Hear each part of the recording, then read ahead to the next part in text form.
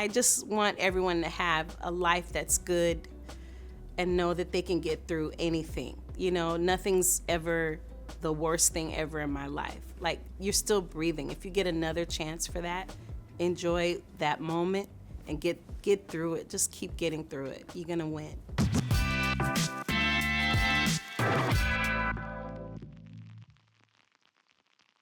Take time to get away, free your mind and fly away.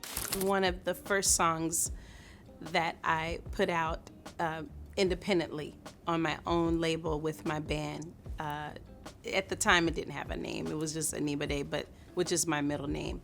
But I changed it just to Ledisi because people just started calling me Ledisi. And I worked with one of my best friends at the time, Sandra Manning. She played organ. And we met on a gig, and we were two females just wanting to write together and create, something sonically incredible. At that time, the whole neo soul thing, it didn't have a name yet. Sandra and I were writing to get placements, to get songs placed in commercials, and we originally wrote it for an airline commercial that rejected it. So I said, fine, I'll use it for my own project when we're done with Soul Singer. And so we used it there. Joey Arbogee worked at KMEL, and he was the only one that gave me my first chance on the radio, and we heard it on the radio probably 5 times. And he's got it up to #1, and that's the first time I had a song that ever went anywhere on KMEL. So the Bay Area was the first. I just want to run and hide, but I don't have the time to cry. It's all right. It's all right. Wow, all right. Recording All Right, I did not want to record. I was done with the music industry. I was exhausted. They told me I wasn't pretty enough or good enough to be a part of this industry. Everything was about looks. And during that time, I was like Rex Rideout, who I wrote the song with, and he produced it. He was like, Led, you gotta stay in this and write how you feel. And at the time I was in New York, and I would fly back to LA because I was doing theater. I had decided to quit. I was doing theater. I was on my theater kick. I was like, I'm gonna get insurance, I'm gonna be fine. But I had decided to finish, and I was actually recording on my bed in a box with my microphone. I didn't have anything to pad my microphone. So to lay my vocals, I would sing into the box with the microphone in it and record myself. Because, I was engineering, intern as an engineer, so I know how to record myself mobily. And so that's what I would do, write the songs and record in my dressing room. I would bring it to my dressing room, or I bring it to do it at home in my apartment in New York. And that's where All Right was written, but I recorded it back in LA and finished it. And Rex was like, wow. And I said, wow. He's like, it's so honest and raw. People are going to love this. And we put it out. It was the first single on Lost and Found with Verve, which I signed to a major label at the time. That was our first record. And I ended up being nominated for Best New Artist at the Recording Academy, and I had 3 nominations. I'm proud of All Right, and it's still one of the biggest songs today. Like, I cannot take it out of the set. Well, All Right the song is written about my struggles with being in the industry or just surviving life, ready to give up, not sure what's gonna happen, but I kept knowing there's hope. It's gonna be all right. It's all right. It's all right. Like a meditation for me. And I wrote that out, I sung that out, and people got it. But during that time, I didn't know, wow, this is gonna be, my honesty is and the authenticity is what's gonna make me known as the artist that I am. Someone speaking about hope and healing, and that there's a get through with me. I'm always talking about how to get through. Doesn't mean I know how, I'm just saying, with all this chaos, you're still beautiful. With all this chaos, you're still gonna win. With all this chaos, there's a way out of this somewhere. I'm always talking about that, even in dysfunction, how beautiful even that learning curve is. And so every song you hear, All Right was the beginning of that. But during that time, I was speaking to myself. I wasn't thinking about y'all. I was like, this is how I feel. Because he kept saying, don't worry about trying to fit in this industry. Fit into yourself. Be who you are every record. you know, and he always reminds, that's why I've worked with him so long.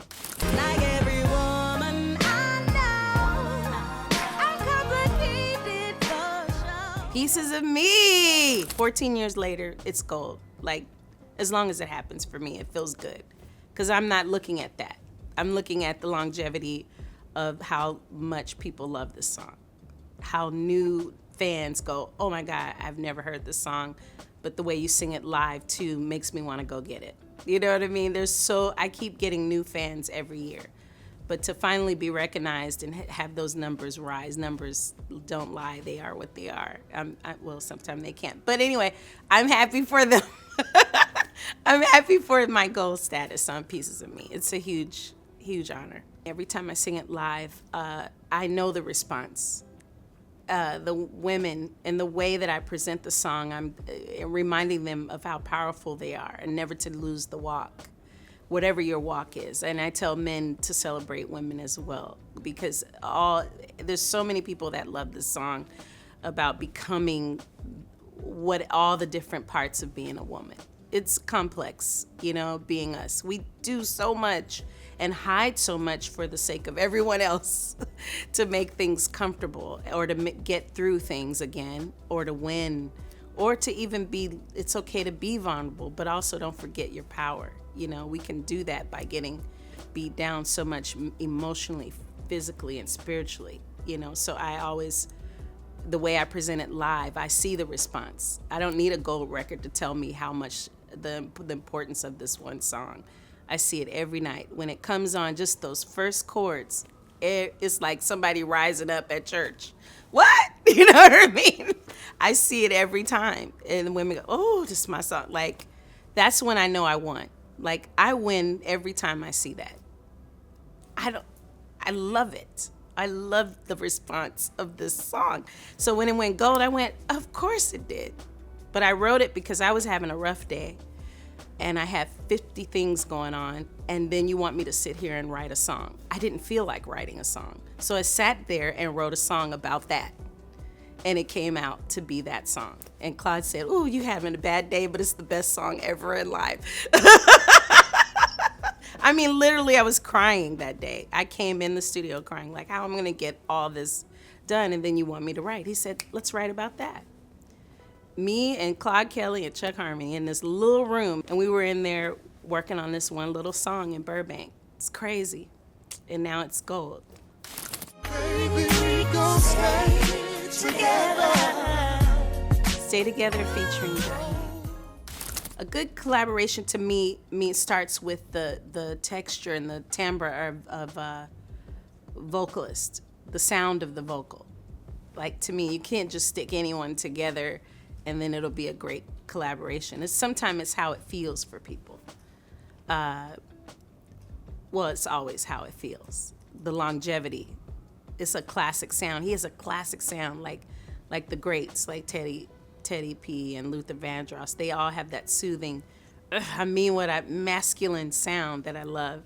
I wrote that song for him to sing. There's certain people when I'm writing songs, I collaborate for certain people to sing. And that was one of them for him. And I was hoping for him. I didn't know if he'd show up and sing, but I got a call at 3 a.m. from Rex. Hey, guess who's in the studio right now? I'm like, dude, it's 3 a.m. in the morning. What's wrong with you? I finally got him in the studio. It's Jaheim.